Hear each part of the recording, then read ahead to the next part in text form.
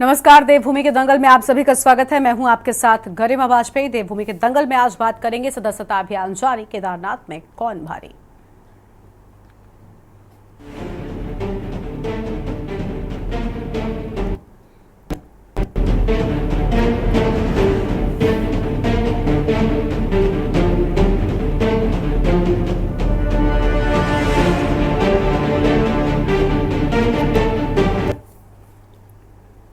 उत्तराखंड की केदारनाथ विधानसभा में होने वाले उपचुनाव के लिए तमाम राजनीतिक दलों की तैयारियां तेज हो गई हैं। भाजपा, कांग्रेस के साथ ही तमाम अन्य क्षेत्रीय दलों ने चुनावी रणनीति पर मंथन शुरू कर दिया है। सत्ताधारी दल भाजपा ने इस चुनावी दंगल को जीतने के लिए 5 कैबिनेट मंत्रियों को जिम्मेदारी दी है और इसके अलावा पार्टी के प्रचार प्रसार के लिए राज्य के मुख्यमंत्री पुष्कर सिंह धामी 6 अक्टूबर को केदारनाथ जाने वाले हैं, जहां पर मुख्यमंत्री विशाल जनसभा को संबोधित करेंगे। बताते चले कि केदारनाथ उपचुनाव भाजपा के लिए प्रतिष्ठा का सवाल है।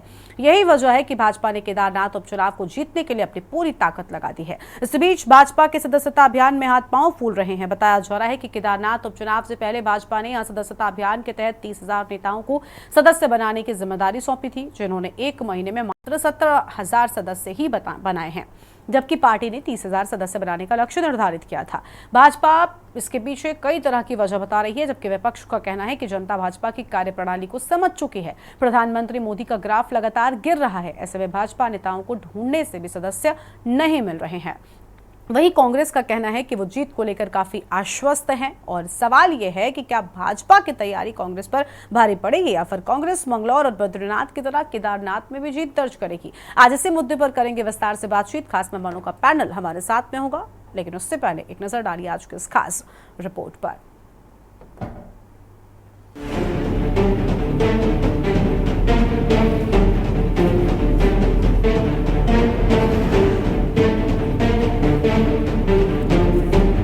केदारनाथ उपचुनाव का समय जैसे जैसे नजदीक आ रहा है, वैसे वैसे तमाम राजनीतिक दलों की तैयारियां तेज हो गई हैं। इसी के तहत भाजपा ने पार्टी के 5 कैबिनेट मंत्रियों को केदारनाथ की जिम्मेदारी सौंपी है। लगातार ये मंत्री क्षेत्र में जाकर पार्टी कार्यकर्ताओं से मुलाकात के साथ ही जनता की समस्याओं का समाधान कर रहे हैं, साथ ही जीत की रणनीति पर भी मंथन कर रहे हैं। इसके अलावा खबर है कि राज्य के मुख्यमंत्री पुष्कर सिंह धामी उपचुनाव के ऐलान से पहले केदारनाथ में अपना दम दिखाएंगे।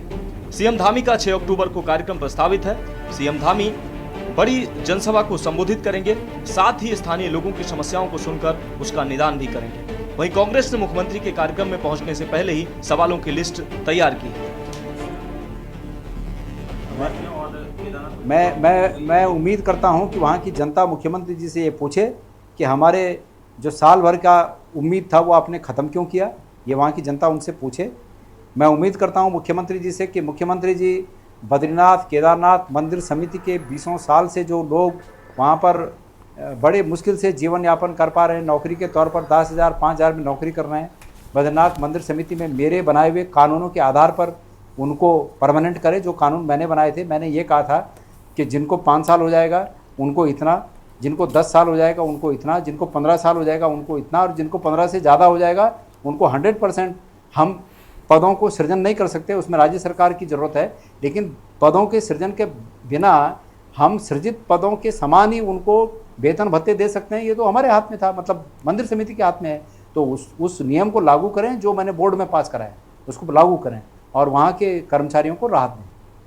देखिए, ऐसा है, केदारनाथ विधानसभा में उपचुनाव की तैयारियां चल रही हैं और भाजपा की पूरी तैयारियां हैं। पिछली ज्यादा वोटों से हम इस बार केदारनाथ को जीतेंगे और हमारा सदस्यता अभियान भी वहाँ फुल जोरों पर चला हुआ है। बहुत सारे सदस्य हमारे हमने वहाँ पे ड्यूटी लगा रखी है और हर पूरे प्रदेश के अंदर, पूरे देश के अंदर सदस्यता अभियान चल रहा है और उत्तराखंड में तो 15 लाख से ज्यादा आंकड़े हमारे हो चुके हैं और हम आगे की तरफ जो है और ज्यादा बढ़ रहे हैं। हर व्यक्ति भाजपा से हाथ जोड़ना चाह रहा है। जिस तरीके का जो यहाँ पे कांग्रेस पार्टी जो दावे कर रही है वो बिल्कुल खोखले है, क्योंकि इनके ना टीम के लोग ना इनकी टीम्स कहीं भी केदारनाथ में दिखाई नहीं दे रही है। आपको बता दें कि केदारनाथ से भाजपा विधायक शैली रानी रावत का 9 जुलाई को निधन हो गया था, जिसके बाद अब कभी भी उपचुनाव की घोषणा हो सकती है। वहीं केदारनाथ उपचुनाव से पहले भाजपा ने यहां बड़े स्तर पर सदस्यता अभियान चलाया है, जिसके तहत 30,000 नेताओं को सदस्य बनाने की जिम्मेदारी सौंपी गई थी। उन्होंने 1 महीने में मात्र 17,000 सदस्य ही बनाए हैं। जबकि पार्टी ने 30,000 सदस्य बनाने का लक्ष्य निर्धारित किया था। वहीं भाजपा प्रदेश महामंत्री आदित्य कोठारी ने बताया कि आजकल पहाड़ी क्षेत्र में कामकाज का सीजन चल रहा है, निकालने में व्यस्त है, इसलिए सदस्य बनाने में समस्या आ रही है। वहीं कांग्रेस इसके पीछे अलग ही तर्क दे रही है। केदारनाथ विधानसभा में सदस्यता अभियान 3 सितंबर से प्रारंभ हो चुका था और 3000 से अधिक कार्यकर्ता हमारे सदस्यता अभियान में लगे हुए हैं और अभी तक 17,000 से अधिक प्राथमिक सदस्य वहाँ बन चुके हैं और अब धीरे धीरे उसमें प्रगति आ रही है और प्रतिदिन वहाँ 2000 से अधिक सदस्य इस समय केदारनाथ विधानसभा में बन रहे हैं। कल का हमने आंकड़ा दिया था, कल 2150 के करीब सदस्य हमारे प्राथमिक सदस्य कल बने थे और जैसे जैसे शुरू में ये ऑनलाइन होने के कारण से लोग इसमें अभ्यस्त भी नहीं थे और धीरे धीरे अधिक से अधिक लोग इसमें ट्रेंड होते जा रहे हैं। और उन्होंने गांव में एक और दिक्कत थी कि काम धंधा भी था, असूस का महीना था पर्वतीय हमारी हिसाब से। नहीं, लक्ष्य तो बहुत भारी भरकम रखा है भाजपा ने। सांसदों का लक्ष्य 15,000, विधायकों का लक्ष्य 10,000, दायित्वधारियों का लक्ष्य 7,000 और जिला अध्यक्षों का लक्ष्य 5,000 रखा है और इसी तरह से बाकी पदाधिकारियों का किसी का 700 तो किसी का 1,000 तक लक्ष्य है। लेकिन नतीजा कुछ और ही इसके उलट आ रहा है। नतीजा यह आ रहा है कि 13 विधायक तो 100 भी नहीं बना पाए और 7 विधायक 50 का आंकड़ा भी नहीं पार कर पाए। कारण सदस्यता अभियान के फेल होने का ये दिखाई पड़ रहा है कि जो प्रदेश अध्यक्ष हैं वो राज्यसभा सांसद भी हैं, दोहरी जिम्मेदारी उनको दे रखी है, तो वो निर्वहन नहीं कर पा रहे हैं एक प्रदेश अध्यक्ष के रूप में यहाँ उत्तराखंड भाजपा के। तो कहीं ना कहीं मुझे लगता है भाजपा को आत्ममंथन की जरूरत है। कुल मिलाकर केदारनाथ उपचुनाव भाजपा कांग्रेस के लिए बेहद ही महत्वपूर्ण उपचुनाव है। इसके नतीजे राष्ट्रीय स्तर पर चर्चा का विषय बनेंगे। हालांकि कांग्रेस जीत को लेकर काफी आश्वस्त है, लेकिन भाजपा बद्रीनाथ और मंगलोर में मिली हार से बेहद चिंतित है। ऐसे में सवाल यह है कि यदि केदारनाथ में भाजपा को सदस्य बनाने के लोग नहीं मिल रहे हैं, तो ऐसे में भाजपा को वोटर कैसे मिलेंगे, ये बड़ा सवाल है। Uttarakhand desk report.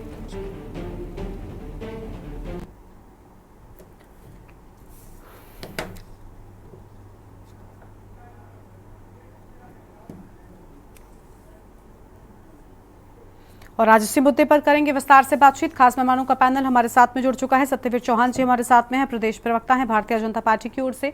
गिरिराज किशोर हिंदवान जी हमारे साथ में हैं, प्रदेश प्रवक्ता हैं कांग्रेस पार्टी की ओर से। देवचंद उत्तराखंडी जी हमारे साथ में हैं, केंद्रीय प्रवक्ता हैं यूकेडी की ओर से। और रतन मणि ढोभाल जी हमारे साथ में हैं, राजनीतिक विश्लेषक हैं। इनके साथ में चर्चा की शुरुआत करेंगे। सबसे पहले सत्यवीर सिंह चौहान जी का रुख कर लेते हैं। सत्यवीर जी, ये क्या चल रहा है? आप कह रहे हैं कि सदस्यता अभियान के तहत कई सारे लोग बीजेपी के साथ जुड़ रहे हैं, लेकिन असल में तो सच कुछ और है। जो लक्ष्य आप खुद निर्धारित कर रहे हैं, उस लक्ष्य को पाना भी टेढ़ी खीर साबित हो रहा है। टेक्निकल टीम को बोलिए कि वो पीछे से डिस्टर्ब करना बंद करें, उनकी आवाज आ रही है लगातार।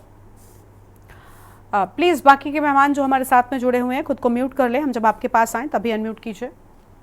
सत्यवीर जी, ठीक है, उनको म्यूट कराया जा रहा है। हाँ, बोलिए। गरिमा जी, बड़ी प्रसन्नता हो रही है कि कांग्रेस के प्रवक्ता हो चाहे कांग्रेस के नेतागण हो, बड़ा चिंतित है हमारी सदस्यता अभियान को लेके।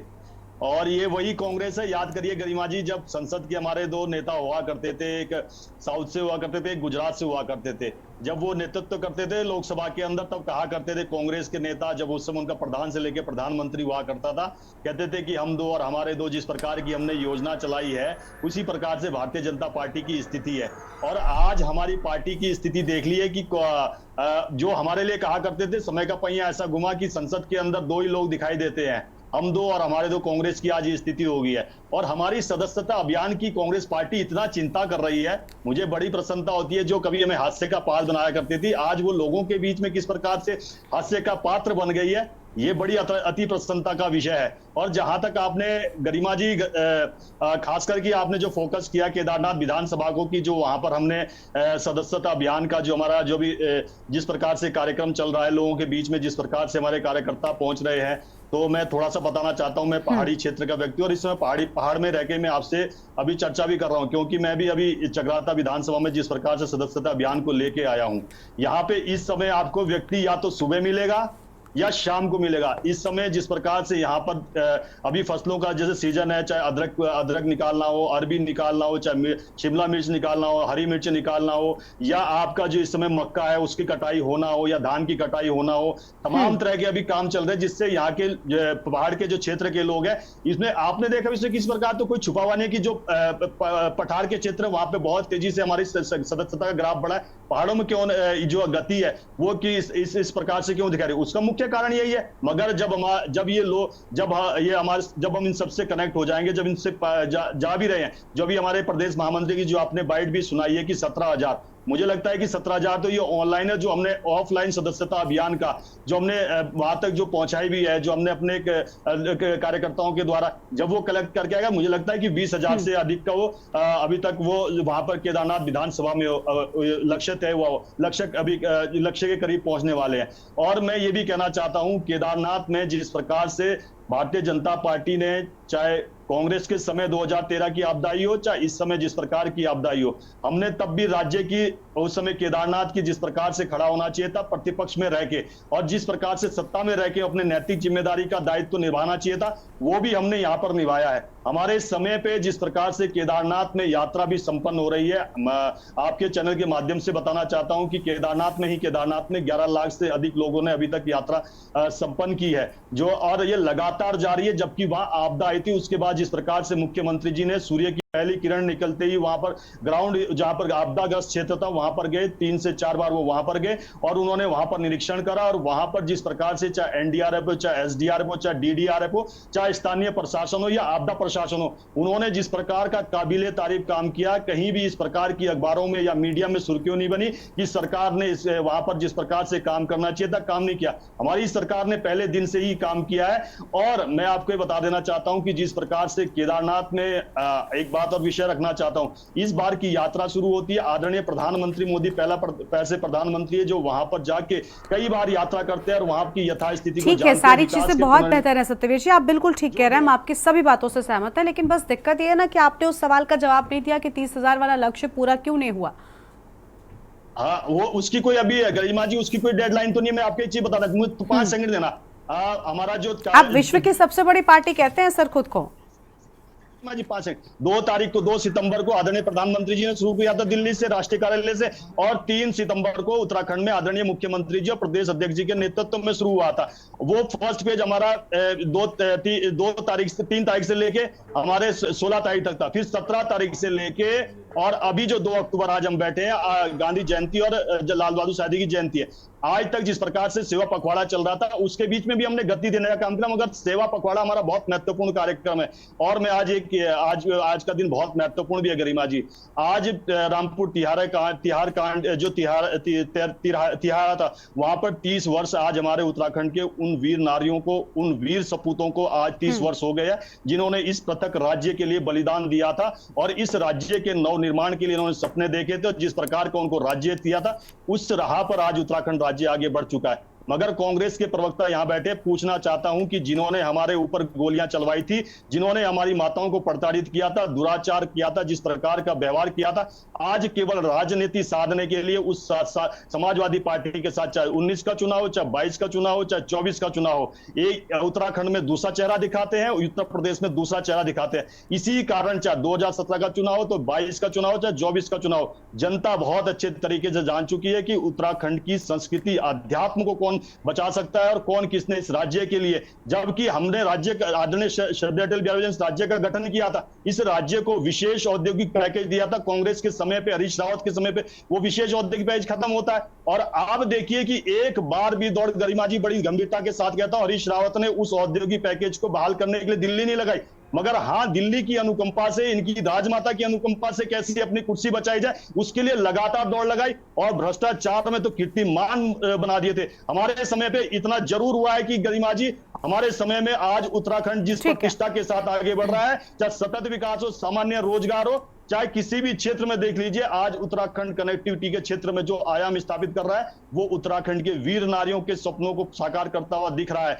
आज उत्तराखंड में जिस प्रकार से आदरणीय पुष्कर सिंह धामी के नेतृत्व में जितने भी कार्य हो रहे हैं वो अपने आप में ऐतिहासिक कार्य हो रहे हैं। यही है कि उत्तराखंड को आज आध्यात्म की दृष्टि से देखें तो यहाँ पर अभी तक 32 लाख से अधिक लोग चार धाम की यात्रा में आ चुके हैं।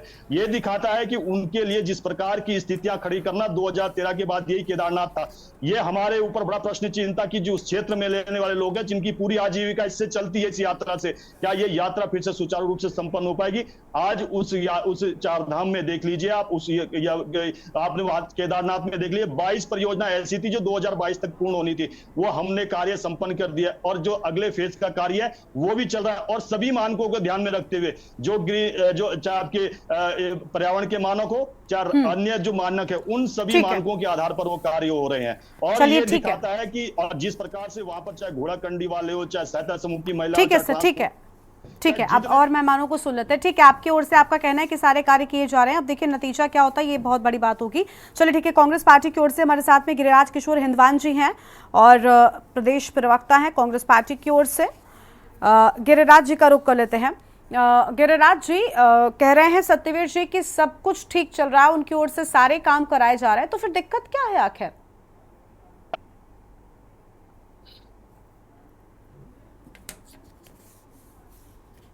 गिरिराज जी आवाज मिल रही है आपको? अनम्यूट कीजिए आप।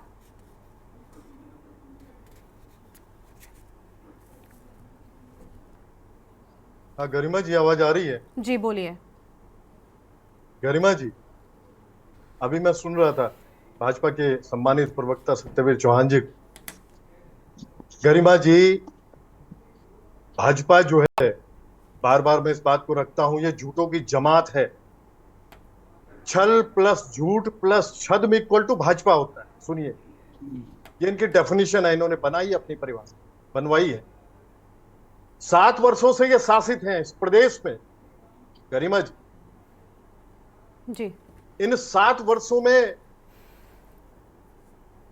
जो इनकी उपलब्धियां हैं, अभी उपलब्धियां गिनवा रहे थे अभी प्रवक्ता भाजपा के, महिला अपराध के क्षेत्र में 7-9 पर्वतीय राज्यों में पहले पायदान पे लेके आ गए हैं इस राज्य को। राज्य जननी बन चुका है महिला अपराध के क्षेत्र में। समस्त जितने भी अपराधी हैं वो निरंकुश हो चुके हैं। जितने भी इस समय बलात्कार हुए हैं, इस बीच में गरिमा जी, उसमें भाजपा के लोग उसमें इन्वॉल्व हैं, इनकी पार्टी के। कई एग्जाम्पल हैं, मुकेश बोरा से लेके और आज तक जो वीआईपी का नाम ये बता नहीं पा रहे, अंकिता भंडारी, जो बच्ची हमारी दुराचार के बाद जिसको मारा गया। सर उपचुनाव पर बात करते हैं। ठीक है, उपचुनाव पर बात करते हैं। आज जो स्थितियां हैं, विकास शून्य पर्वतीय क्षेत्र हो चुका है, बेरोजगारी चरम पे है प्रदेश में, डकैतियां लगातार, डकैतियां और चोरी जो है विकराल रूप लिए हुए हैं और कानून व्यवस्था जो है पूरी तरह से ध्वस्त है, लॉ एंड ऑर्डर। आज केदारनाथ उपचुनाव की अगर बात हो रही है तो आज भाजपा गरिमा जी डरी हुई मुद्रा में है। आज भयभीत ये स्वयं में अपने को पा रहे हैं। ये पार्टी जो है आज ऐसी स्थिति में खड़ी है क्योंकि रिजल्ट जो होता है गरिमा जी, जो वोटर का प्रतिशोध होता है वो वोट के रूप में होता है। अगर केदारनाथ उपचुनाव की हम बात करते हैं और इससे पहले जो दो बाई इलेक्शन कांग्रेस पार्टी जीत चुकी है, बद्रीनाथ और मंगलौर, आप स्वयं सोचिए वो जो जीत हुई है दोनों विधानसभा क्षेत्रों में उपचुनाव में, वो इशारा किस तरफ देती है गरिमा जी कि वाकई फेल्योर है पार्टी का पूरी तरह से, इस भाजपा का। और ये शासित थी इस प्रदेश में, मिथक था चुनाव की, दोनों विधानसभाएं हार जाते हैं। आज केदारनाथ जी की जो स्थितियां हैं उस विधानसभा क्षेत्र की, पंडा पुरोहित इनसे नाराज, वाकई उनके साथ इन्होंने कहीं सामंजस्य सरकार ने नहीं बैठाया, उनको परेशान किया गया पूरी तरह से। उनके जो घर थे वो इंफ्रा के नाम पे इन्होंने उजाड़े उनके घर। इसके साथ साथ जो छोटा व्यवसायी होता है, उस क्षेत्र का जो व्यवसायी है, जो सामान्य है, जो वाकई एक आशान्वित होता है कि यात्रा चलेगी, उसमें हम लोग फाइनेंशियली साउंड करेंगे अपने परिवार को, उनको जमींदोस्त कर दिया इन्होंने, उनको ढहाने का कार्य किया। उसके बाद उनकी रिहेबिलिटेशन की कोई व्यवस्था नहीं है, उनके पुनर्वास जो स्थितियां हैं। आज ये इतने भयभीत हैं गरिमा जी कि 5 कैबिनेट मंत्रियों को 5 मंडल जो छोटे छोटे पॉकेट होते हैं केदारनाथ विधानसभा के, उसमें 5 कैबिनेट मंत्रियों को अपने उतार चुके हैं ये लोग। आज जो सदस्यता अभियान पर डिस्कशन चल रहा है गरिमा जी, आज स्थितियां ये बनी हुई है प्रदेश में कि इनके जो विधायक हैं वो 100 का आंकड़ा पार नहीं कर पाए हैं। सुनिएगा, ये आंकड़े कुछ भी देते रहे, इनके प्रवक्ता गण रट के आते हैं। सुनिएगा, रटी हुई स्थिति में होते हैं और रट के आके ये सारा इमिला पढ़ देते हैं आपके सामने, और आप स्थितियां जो बनती हैं आप स्वयं सोचिए। जो स्थितियां हैं इनके, आज जो इनके लीडरशिप है वो सदस्यों को नहीं जोड़ पा रही है। आज जो जनमानस है उत्तराखंड का, वो इनके झूठ को, छल को, छद्म को समझ चुका है। इसी वजह से जो परिणति होने जा रही है, जो केदारनाथ विधानसभा क्षेत्र का जो चुनाव होने जा रहा है, गरिमा जी ये सुनिएगा, आज वाकई में इस चीज को डिक्लेयर करूंगा यहां से आपकी डिबेट के माध्यम से, ये जमानत नहीं बचा पाएंगे उस विधानसभा क्षेत्र में। लेकिन कारण उसके पीछे जो मूल में है, इन्होंने उस विधानसभा क्षेत्र के लोगों को दंश दिया है।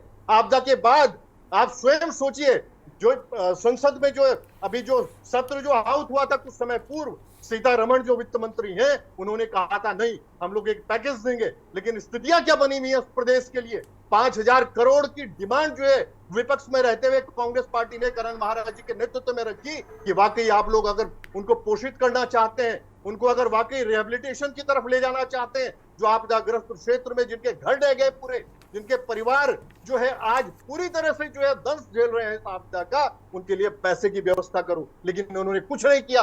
ये केवल स्पीचेस दे सकते हैं, ये केवल भाषण आपके सामने रख सकते हैं अपने, बाकी जनता को देने के लिए इनको कुछ नहीं देना है। ये पूरी तरह से जन सरोकारों से रिलेट जो मुद्दे करते हैं गरिमा जी, उसमें टोटली पूरी तरह से इन 7 वर्षों में फेल हुए रहे सरकार, इसलिए इनको हार मिलने जा रही है विधानसभा क्षेत्र में। आप देखिए। ठीक है, चलिए इस पर आगे भी हम चर्चा करेंगे, बाकी के मेहमानों की भी प्रतिक्रिया को जानेंगे, लेकिन उससे पहले देवभूमि के दंगल में एक छोटे से ब्रेक के लिए यहाँ पर रुकते हैं, कहीं मचा आएगा, फौरन लौटेंगे।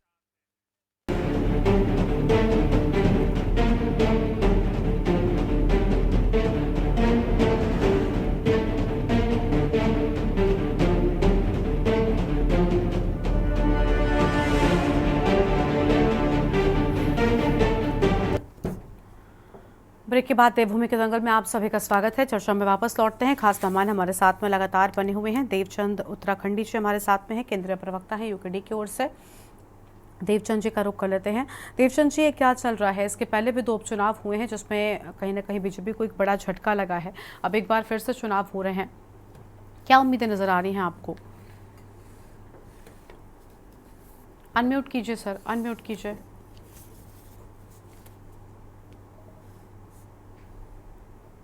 हाँ गरिमा जी, सबसे पहले मैं आपके चैनल के माध्यम से, आज 2 अक्टूबर है, मैं गांधी जयंती और श्री शास्त्री जी की जयंती पर उन्हें हार्दिक श्रद्धांजलि अर्पित करता हूं, उनका धन्यवाद करता हूं। उनकी जो भी देश के लिए जो भी उनका योगदान रहा है उसके लिए हम कोटि कोटि उन्हें नमन करते हैं। उसके बाद आते हैं 1 अक्टूबर की रात और 2 अक्टूबर की जो रात, जो एक मिलन रात थी, वो काला दिन था, वो काली रात थी उत्तराखंड के लिए।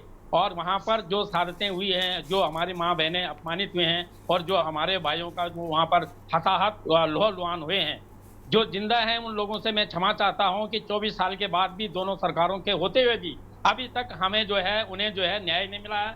और जो शहादतें हुई हैं उनके लिए हम प्रण करते हैं कि आपके अनुसार जो राज्य आपने मांगा था, जिस प्रकार का आप राज्य मांग रहे थे, उस राज्य के लिए हम अभी तक आपके साथ आंदोलन रत हैं और सदा रहेंगे। अब आते हैं बात केदारनाथ पर। केदारनाथ पर जो भी बात बीजेपी करे, जो भी कांग्रेस करे, चलो कांग्रेस तो विपक्ष में है और 2 चुनाव के बाद वो जरा उनका मनोबल है, काम उनका जो किया हुआ, जो नहीं किया हुआ वो तो जनता बताएगी। लेकिन बीजेपी ने अभी तक जो यहाँ पर आपके बीजेपी के प्रवक्ता जो रट के बताते हैं, जो उन्होंने बताया है वो शून्य है। अगर ऐसा नहीं होता तो अभी कुछ दिन पहले एक 5 किलोमीटर से आई एक वृद्ध महिला को डंडी पर लाए हुए, और वो रास्ता कम से कम पगडंडी तक अभी नहीं बना।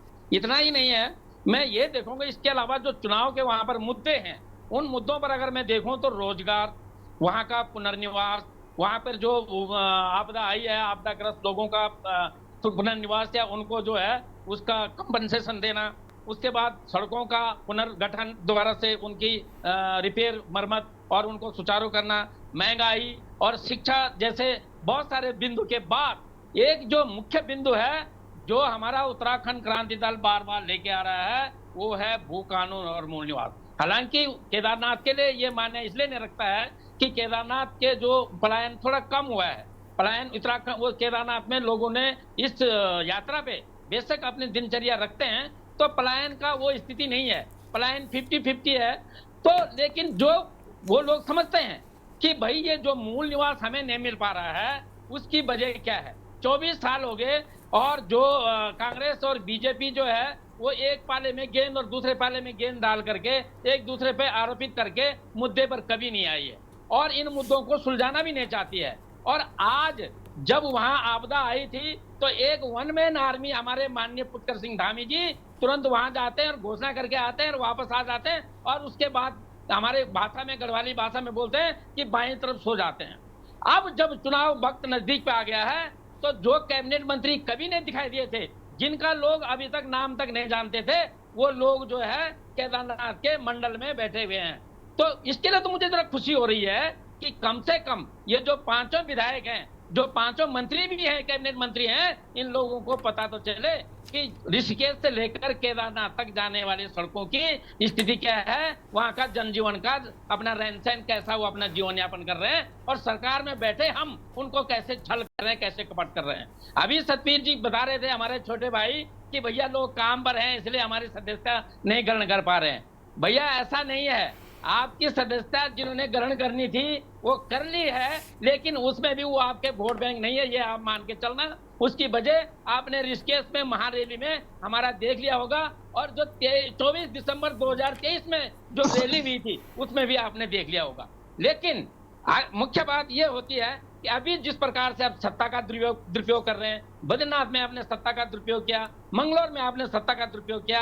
अरे जरा दिल पर हाथ लगा के आओ, उत्तराखंड की जनता को भरगालने छलने के बजाय अपने बलबूते अपने काम के बीते में केदारनाथ में आना और फिर देखना आपकी क्या स्थिति आती है।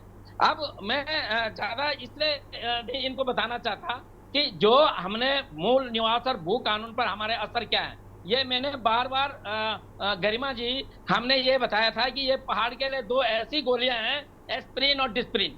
इन गोलियों से जितने भी रोग जो वहां पर थे उन रोगों पर 50% रोग लगाया जा सकता था, उन 50% उनको उबारा जा सकता था। जैसे शिक्षा को अगर बैक रिवर्स पलायन हो जाता तो सतह सब कुछ ठीक हो जाता। आपको मैं जो बड़ी शर्मिंदगी से कहना पड़ रहा है, सोनप्रयाग ऋषिकेश से श्रीनगर तक भी छोड़ो, रुद्रप्रयाग भी छोड़ो, लेकिन रुद्रप्रयाग से सोनप्रयाग और सोनप्रयाग से केदारनाथ तक बाहरी राज्य के लोगों का व्यापार चलना बीजेपी के लिए और कांग्रेस के लिए शर्म की बात है। आज यहाँ पर जो प्लेन्स की बात और पहाड़ की बात तुड़वा कर ये उसमें भ्रम पैदा करना चाहते हैं, लेकिन ऐसा नहीं है। जनता सब समझती है और आने वाले जब ये डिक्लेरेशन कर देंगे तब इनको क्या पसीना छूटते हैं तब समय बताएगा।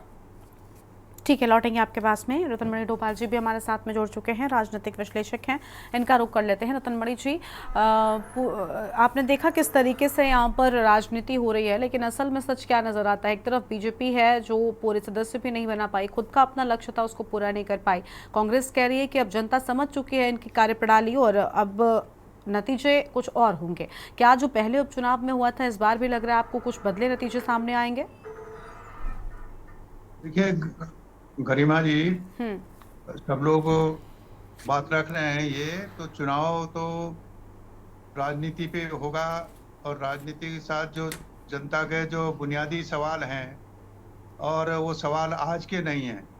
24 साल का राज्य हो गया और वो जो उत्तर प्रदेश के समय से जो सवाल हैं वो सवालों को छेड़ा भी नहीं गया और कोई छेड़ना भी उसको नहीं चाहता है। जो 2 शासक दल हैं हमारे पास, भारतीय जनता पार्टी और कांग्रेस, वो उस जो उत्तराखंड की जो कल्पना थे, जिन्होंने जो शहादतें दी गई हैं, कल तो 2 अक्टूबर है और शहादत दिवस भी है, गांधी जयंती भी है, और इससे पहले आप देखते हैं जिनके नाम पर हमने गैरसैंण की राजधानी बनाई, वीर चंद्र सिंह गढ़वाली, कल उनके स्मृति दिवस था 1 अक्टूबर को। गांधी जी उनको बड़ा भाई कहते थे अपने चंद्र सिंह गढ़वाली जी को। ये इस तरीके से हमारे लिए तो 1 अक्टूबर और 2 अक्टूबर बहुत बड़ा दिन है। हम उसको याद करते हुए उन स्मृतियों को, उन शहीदों को जिन्होंने किया है, लेकिन हमारे लिए ये शर्म की बात है, हमारे सियासत के लिए भी और हम लोगों के लिए भी, कि हम वो जो शहादतों को भूल के उन शहादतों की एक भी बुनियादी काम को हम नहीं कर पाए हैं। आज भी हम गैरसैंण नहीं जा पाए हैं। सबसे बड़ी बात ये है, कोदा झंगोरा खाएंगे, उत्तराखंड बनाएंगे, ये सब नारे दिए जा रहे थे। अब वो कोदा झंगोरा भी नहीं रहा हमारे पास। तब था जब हम उत्तर प्रदेश में थे, कोदा झंगोरा की दिक्कत नहीं थी। अब इन्होंने कोदा झंगोरा पे तो बंदर छोड़ दिए हैं, सुअर छोड़ दिए हैं, और काम करने वो जाने राने बाग छोड़ दिए हैं। रोज कोई ना कोई घटना ऐसी आ रही है। ये सवाल बुनियादी सवाल हैं कि जो हमारे यहाँ रोजगार का सवाल है, शिक्षा का सवाल है, स्वास्थ्य का सवाल है, और ये महिला हिंसा, इस प्रकार की हिंसा की जो वृद्धि हुई है ये जो राज्य बनने के बाद में, तो इसलिए तो उत्तराखंड राज्य की कल्पना नहीं की गई थी। वो हम तो कहीं भटक गए हैं उस से। मुझे तो ये लगता है कि ये हमारे कल्चर में नहीं है। जो उसके राज्य बनाने के साथ जो हमारा जो बुनियादी था, जो हमारा कल्चर, जो हमारी संस्कृति है, जो हमारे पहचान का सवाल है, हम तो अपनी पहचान ही खोते जा रहे हैं। पता नहीं क्या क्या कुछ हो रहा है। और इन सवालों के बीच में ये है, जनता के बीच में अब आए हैं ये राजनीतिक जो दल हैं, जो जिनको चुनाव लड़ना है, ये जनता को उनके सवालों के जवाब ये देने हैं। अब ये जितने विकास की भाई बात कर रहे थे, बहुत उन्होंने काफी समय भी लिया। विकास, आप विस्थापन वाला विकास कर रहे हैं, लोगों को उजाड़ के फिर आप विकास कर रहे हैं, फिर वो विस्थापन के लिए अपना इंतजार कर रहे हैं, वो उनका पुनर्वास नहीं हो रहा है। ये कौन सा मॉडल कर रहे हैं? मैं ये कह रहा हूं कि अब ये जितने विकास की बात हो रही है तो केंद्र से चीजें आ रही हैं, हमारे राज्य के पास क्या विजन है उसका कि हमारा आप पर्यावरण को तहस नहस करके ये सारा कुछ छोड़ के वो उसका विकास कर रहे हैं। मैं अभी ये स्थिति है, इसीलिए ये कह रहे हैं भाई सदस्यता अभियान का जो मेन जहां से आपने शुरू किया था, ये सदस्यता तो पैसे देके भी नहीं हो रही है, फ्री में हो रही है। वो ऐप से वो बना हुआ है और उस पर जोड़ के आपने करना है, और फ्री भी इनका कोई सदस्य नहीं बन रहा है, लक्ष्य पूरा नहीं हो रहा है। तो ये तो कहीं उनके लिए सोचने की बात है कि आप कहाँ से चले थे, आप कहाँ पर टिक गए हैं। मैं ये इसलिए मैं कह रहा हूँ, और ये सवाल है उसको इतनी जल्दी गुमराह, ये केदारनाथ की स्थापना दिल्ली में आप कर गए धामी जी, उसको क्या भूल जाएंगे लोग? और किस तरह से आप गुमराह कर रहे थे लोगों को कि जो हमारे जो धाम हुआ पर आप उसके बाद जो वो तो इन्होंने डरा डरा के उसको चुप कर दिया रावत को, जिसने वहाँ इनको ले गया था शिलान्यास करेगा, वो तो पत्रकार वार्ता करने चाह रहे थे इसी पे कि किस दबाव में उनसे ये काम रुकवाया गया, उन्हें इस्तीफा दिया, तो इन्होंने नहीं वो करने दिया। वो इन सारे सवालों पर हमारा जंगल का, जमीन का, ये अब भू कानून के इसकी सारी बात है, स्थानीय आ रही है। अब ये जो मूल निवास का कानून, ये तो भारत का कानून बना हुआ है, कोई इनको कोई नया नहीं करना। ये जो ब्यूरोक्रेट्स हैं, जो ये अपने नाते रिश्तेदारों को जो बाहर से लाके यहाँ भीड़ कर दी हमारे उसके लिए, उस पर वो नहीं दे रहे हैं। वो तो 1950 तो मिल रहा है सबको मूल निवास, कोई नया कानून नहीं बनना है, उसको कागज आपको इम्प्लीमेंट करना है। या सरकार वो काम भी नहीं कर रही। आप उत्तराखंडी को भी स्थायी दे रहे हैं, और जो बाहर से आ रहे हैं क्योरोप करके जो एम्प्लॉयमेंट नाम लिखवा रहे हैं वो भी अस्थायी हो गए। तो ये झगड़ा जड़ तो ये सरकारों की हुई है। ये जो ब्यूरोक्रेट बने, जो इनके जो नकेल उन पर लगने चाहिए थे, क्यों नहीं दे रहे भाई? ये तो सवाल उठना चाहिए था। लेकिन कोई जो हमारे नुमाइंदे हैं, चाहे वो कांग्रेस में है, चाहे वो भाजपा में है, सब चुप हैं उस पर। हमारे बच्चों को क्यों नहीं आप मूल निवास बना के दे रहे हैं? तो ये इन सवालों पर ही ये चुनाव होना है। सीधा बड़ा चुनाव है। इसमें जो सत्तारूढ़ दल है और जो धामी जी हैं, इनकी साख जो है वो दाव पे लगी हुई है। अब मैं जो पिछले या बताऊं कि 21,000 कितना मैंने देखा था, अभी 21,886 वोट मिले थे शैला रानी रावत जी को, जिनके निधन के कारण ये उपचुनाव हो रहा है। और उससे दूसरे जो लोग हैं उनको तो 25-26,000 वोट मिले थे, उनसे ज्यादा वोट मिले हैं, लेकिन वो बटे हुए थे।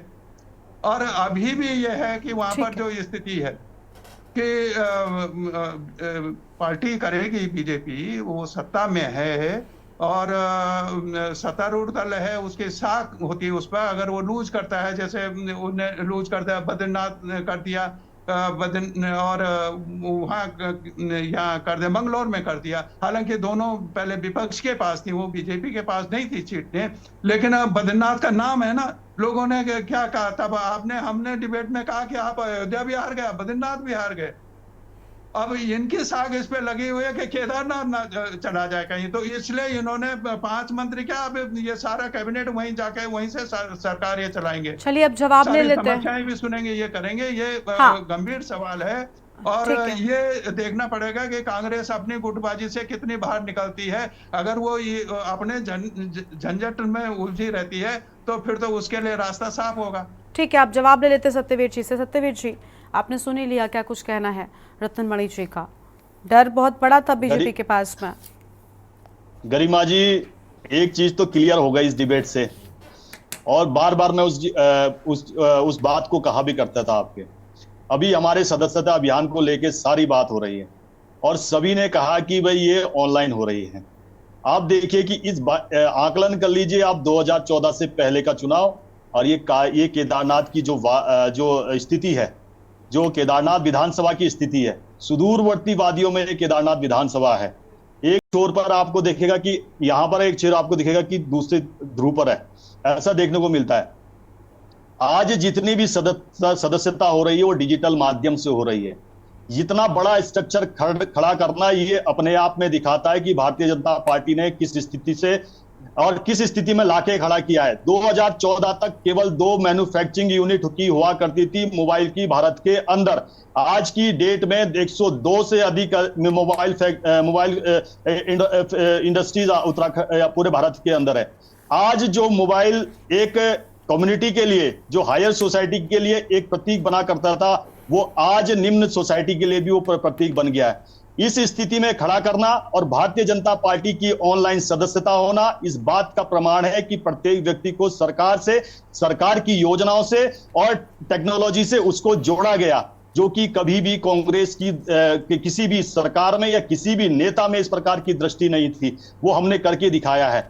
और हमारी सदस्यता के प्रति इतना चिंतित होना, मुझे लगता है कि जो भारतीय जनता पार्टी ने कहा था कि एक दिन ऐसा होगा, कि हमारे नेताओं ने कहा था कि ये जितने कांग्रेस के नेता और जितने हमारे धुर विरोधी है, ये भारतीय जनता पार्टी के गुणगान करेंगे, वो यहां से स्पष्ट होता हुआ दिखाई दे रहा है। और एक विषय में आपको गरिमा जी, कांग्रेस के सम्मानित प्रवक्ता ने कहा, मान्यवर जी, उत्तराखंड में तो जो खोए हुए गौरव को हरीश रावत की सरकार ने, कांग्रेस की सरकार ने खोया था, उसको दोबारा से स्थापित करना, इस प्रकार से पूरे देश भर में उत्तराखंड की वाई होना, इस प्रकार की रिपोर्टें दिखाना, ये अपने आप में स्पष्ट करता है कि कहां किस स्थिति में हमने उत्तराखंड को पहुंचाया है। सतत विकास हो चाहे सामान्य रोजगार हो। और एक बात और मैं कहना चाहूंगा, ये भी तमाम महिलाओं के ऊपर व्याख्यान कर रहे थे मान्यवर जी, सुमित हृदय जी हल्द्वानी विधानसभा से कई दशकों से वहां से उनकी माताजी भी रही है, अब उनके पुत्र वहां से है। वहां पर भी एक मदरसे में इस प्रकार का दुर्व्यवहार 8 बच्चियों के साथ होता है। एक भी कांग्रेस के प्रवक्ता ने आके इस पे टिप्पणी नहीं करी। जो पूरी कांग्रेस की पार्टी केवल सोशल मीडिया के ऊपर चलती है, किसी का कोई ट्वीट नहीं है, किसी का कोई किसी प्रकार का बयान नहीं है। उन माताओं ने जब ये स्थिति स्पष्ट करी, सरकार ने किसी के दबाव में ना आके, किसी के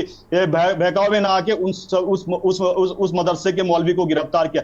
आप एक टिप्पणी बता दीजिए गरिमा जी, आप तो डेली डिबेट करा रही हो, आप तो डेली अपनी नजर रख रखी हो, एक बार बता दीजिए इन्होंने इस प्रकार से किया। और एक बात इन्होंने कहा, हमसे लगता हुआ राज्य है गरिमा जी, हिमाचल राज्य, स्थिति देख लीजिए, वहां के मुख्यमंत्री को आके स्थिति स्पष्ट करनी पड़ी कि मैं अब तनख्वाह देने की स्थिति में नहीं हूं, राज्य दिवालियापन के कागार पर खड़ा है और मैं अपने मंत्रियों विधायकों की तनख्वाह देने तक को मेरी स्थिति नहीं है। और दूसरी तरफ देख लीजिए, यही उत्तराखंड, जो कंगाल उत्तराखंड कांग्रेस की सरकार ने, हरीश रावत की सरकार ने सौंपा था हमको, आज वही उत्तराखंड, उसका राजस्व घटा है और मतलब कि राजस्व हमारा बढ़ा है। एक राज्य हमारा और एक राज्य इनका है। मैं स्पष्ट कर देना चाहता हूं, कांग्रेस जहां जहां आती है वहां भ्रष्टाचार और तुष्टीकरण और कंगाली साथ लेके आती है। ये इनके मुख्यमंत्री द्वारा दिया गया हिमाचल में बयान है। और जो ये कहते हैं कि राज्यों के साथ तुष्टीकरण हम करते हैं, हमारी केंद्र की सरकार करती है, कल का मान्यवर जी अखबार उठा लीजिए, अगर आपको हिमाचल की सरकार ने आप तक रिपोर्ट ना पहुंचाई हो, 200 करोड़ से अधिक हमने जो आपदा में उनको नुकसान हुआ है, वो कल ही हमारी सरकार ने वहां रिलीज किया है। हमारी सरकार किसी भी राज्य में किसी की भी सरकारों को भी कोई तुष्टीकरण नहीं किया।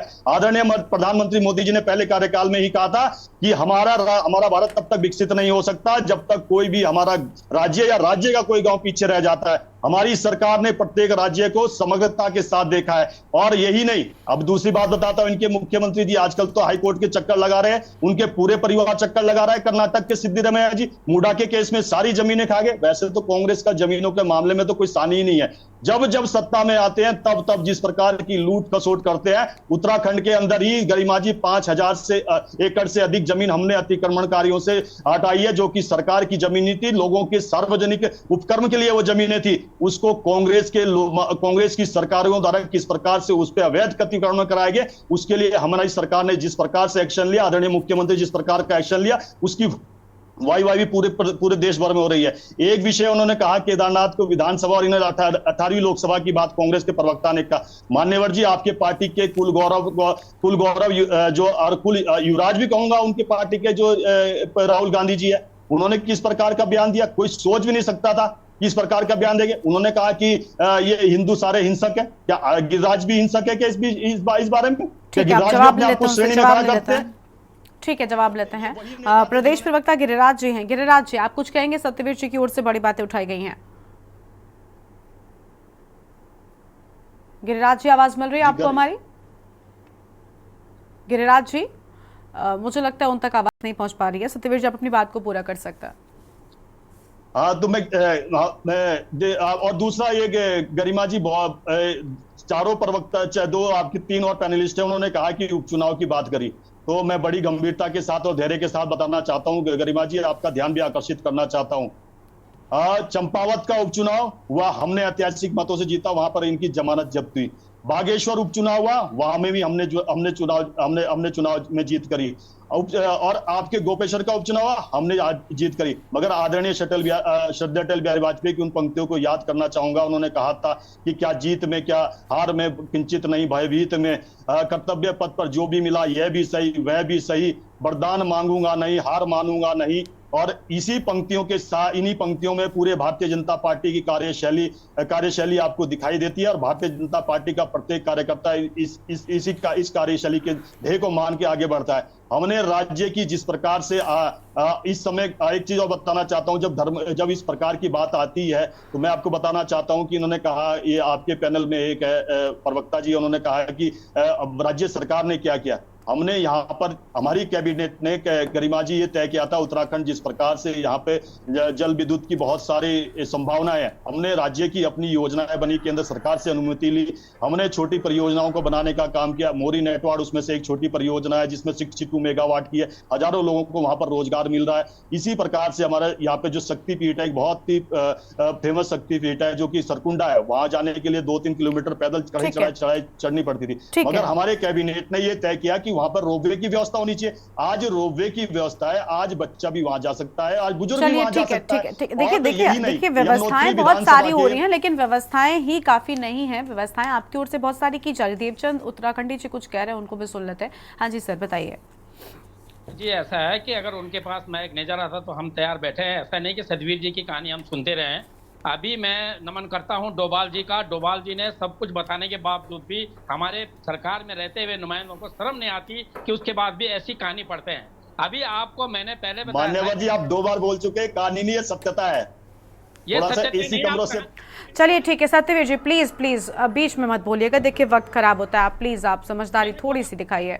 देवचंद जी बोलिए आप। मैं गरिमा जी, हमारे बोलिए उत्तराखंडियत है और उन्होंने सारी बात जो बता दी उसको मैं बार बार दोहराना नहीं चाहता, लेकिन जहां पर महिलाओं के प्रति ये बात करते हैं ये छुप जाते हैं। ये बोला वहां पर मौलवी इन्होंने पकड़ दिया क्योंकि वो एक दूसरे धर्म का तुष्टीकरण साफ होता है। लेकिन आप उसी लाइन पे चल दिए। पकड़ते आप ISBT वाले को पकड़कर उनके ऊपर अभी तक आप उनको सजा क्यों नहीं देते? लेकिन सतवीर जी आज ये बात नहीं है, सजा कोर्ट देती है।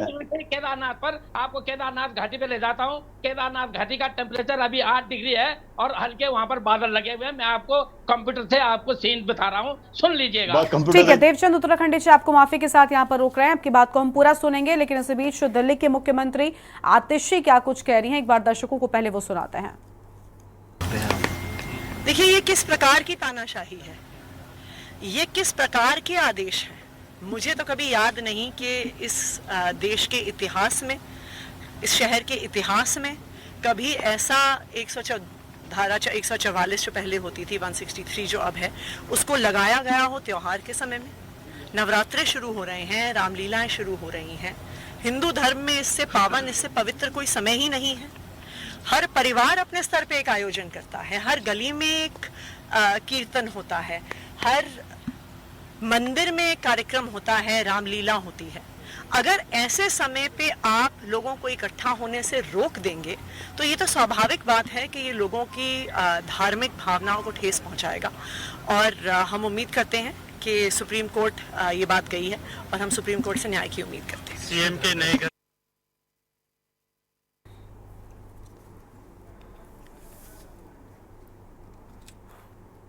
आप सुन रहे थे दिल्ली के मुख्यमंत्री आतिशी को। वापस अपनी चर्चा का रुख कर लेते हैं। हमारे साथ में खास मेहमान लगातार बने हुए हैं। देवचंद उत्तराखंडी जी के पास में चलते हैं। जी देवचंद जी, अपनी बात को आप पूरा कर सकते हैं। मैं ये पूछ रहा था कि जब सतबीर जी इतनी कहानी बता रहे थे तो उसमें उन्होंने सिर्फ ये तो बता दिया कि कहानी नहीं है। अरे बात सत्यवीर जी प्लीज बीच में टोकिए नहीं। एक बार मैंने बोल दिया ना आपको, गलत बात है। आप बोल रहे थे, कोई बीच में नहीं बोला, प्लीज। हाँ, मैं आपका मैं स्वागत करता हूँ, आपने पकड़ लिया। लेकिन 2 साल से वीआईपी का नाम स्पष्ट होने के बाद भी अंकिता भंडारी केस में आप क्यों नहीं कर रहे हैं? ऊपर से हम इतने सालों से मूल निवास मांग रहे हैं। अभी जो हमारे डोभाल जी ने बोला, ये आज की बात नहीं, ये पुरानी बात है, वो क्यों नहीं कर पा रहे हैं? अब गर्मा जी, मैं आपको बता दूं, एक तरफ यूसीसी और एक तरफ मूल निवास और भू कानून, दोनों ऐसे जैसे 36 का आंकड़ा होता है, या जैसे छाछ और दही को मिलाने की बात कर रहे हैं। हमारे एसओसी जो सीएम है वो घोषणा कर देते हैं हम कर देंगे। इस पे कैसे विश्वास करें कि भैया एसीसी भी लागू करोगे और मूल निवास भी लागू करोगे और भू कानून भी लागू करोगे? ये हो नहीं सकता। ये मेरे छोटे भाई सतबीर बड़े अच्छे हुए, वो कर सकते हैं, अब वो की कहानी में आ सकता है। दूसरी बात, आज ही मुझे एक न्यूज पढ़ने में मिली जहां गोपेश्वर में एक विज्ञप्ति निकलती है और 170 आदमी असिस्टेंट पोस्ट मास्टर और पोस्ट मास्टर के पदों पर हरियाणा और पंजाब से लोग लग जाते हैं। क्यों? क्योंकि वो उनको जो है सदस्य 1 साल 2 साल में ही अस्थायी बन जाता है। इनका ब्यूरोक्रेसी पर कंट्रोल नहीं है। और इतना मैं बार बार कहता हूं कि वन मैन आर्मी की तरह धामी जी जा करके वहां पर घोषणा कर देते हैं, वहां पर सांत्वना व्यक्त कर देते हैं और उसके बाद उसको जुमला फेंक करके वहां पर वापस आ जाते हैं। अब आप बताइए कि जहां पर टिहरी में, मैं पुणे आता हूं, जहां पर टिहरी में पार्किंग के लिए अरे एक अच्छा ठेकेदार सतबीर जी को दे देते, इतने दिन से बगता आ रहे हैं यहाँ पर, उनका ठेका उनको तो दे देते कम से कम, लेकिन वो भी हरियाणा को मिला है। अरे बढ़ाना जी को आप मंगलौर में लाए, किसी आदमी को उत्तराखंडी को ले आते, वहां पर उनको वो चुनाव लड़ाते। अभी आपका एक गढ़वाल विश्वविद्यालय में एक जो है वहां पर गुज्जर जो बाहर से आए हैं, वो वहां पर अखिल भारतीय हिंदू परिषद का उपाध्यक्ष पद के लिए अप्लाई कर रहे हैं। कितनी विडंबना है। ये सब मूल निवास को जब से जो 2008 में कुछ जो है अपना खनौड़ी जी ने और उसके बाद 2018 में पूरा का पूरा त्रिवेंद्र सिंह ने जो पलटी किया है, उसका आज ये नतीजा हम भोग रहे हैं। अब जो ऐसा नहीं है गरिमा जी, अब तो ये है कि जो घोषणा उन्होंने कर दी, अगर उस पर काम नहीं होता है तो 24 अक्टूबर को एक तांडव रूप में जो रैली होगी, उत्तराखंड क्रांति दल उसको करने जा रहा है। क्योंकि ये इनका सिर्फ घोषणा है। हमारे शायद मैं माफी चाहूंगा, आपको गढ़वाली आती कि नहीं है, मैंने पहले भी दूसरे चैनल में बताया है कि धामी जी का काम है कि जब जो है उत्तराखंड में कोई आता है तो उचना के तौर पर उनको बोल देना मैं कर दूंगा, लेकिन आज तक नहीं हुआ है।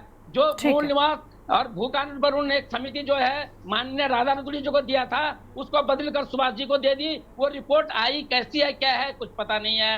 लेकिन कुल मिलाकर के मैं पहले अपने वक्तव्य में कह दिया हूं कि अगर मूल निवास और भू कानून को देर आए दुरुस्त आए, इस पर काम करते। अभी इन्होंने सतबीर जी ने, मुझे बहुत अच्छा लगा कि उत्तराखंड के साथियों को उन्होंने याद किया, लेकिन साहब 2007 से 2012 तक आप विराजमान रहे, आपने क्या उसमें कार्रवाई करी? आपने जो उत्तराखंड की परिसंपत्तियां हैं जो अभी तक यूपी के यहाँ पर पड़े हैं, उसमें आपने क्या किया? आप सिर्फ कहानी पढ़ करके रटो मत मेरे भाई और मुद्दों पर आओ। चलिए ठीक है, रतनमणि डोभाल जी का एक बार रुक कर लेते हैं। रतनमणि जी, राजनीतिक प्रवक्ताओं की ओर से, अलग अलग दलों की ओर से अलग अलग बातें कही जाती हैं, लेकिन असल में आम जनता इस बार चुनाव में किस तरीके का रिस्पॉन्स देने वाली है, क्या आपको लग रहा है? क्या कलन आप कर पा रहे हैं? देखिए, मैं जनता तो बहुत गुस्से में है।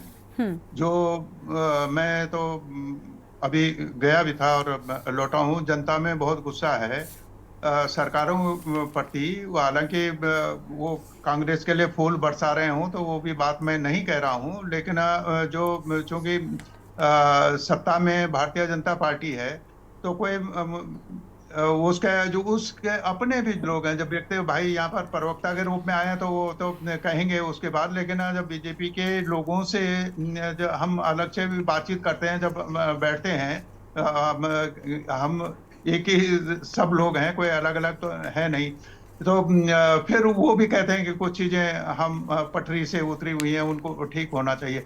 अब इस जैसे अभी बता रहे थे भू कानून वाली बात, अभी ये जो आंदोलन वगैरह 5-6 जो रैलियां वगैरह हुई हैं, उसके दबाव में मुख्यमंत्री जी ने घोषणा कर दी कि हम अगले बजट सत्र में नया भू कानून लाएंगे। हमें नया भू व्यवस्था कानून चाहिए उत्तराखंड का, जिसमें अन्य भी चीजें हैं।